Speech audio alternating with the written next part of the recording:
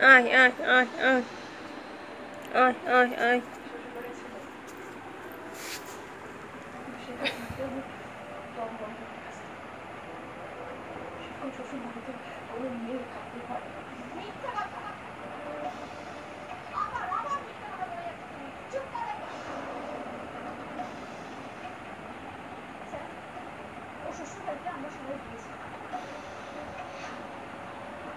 ওর স্বামী এবং শ্বশুরবাড়ির সবাই অত্যন্ত সজ্জন মানুষ, ভদ্র পরিবার।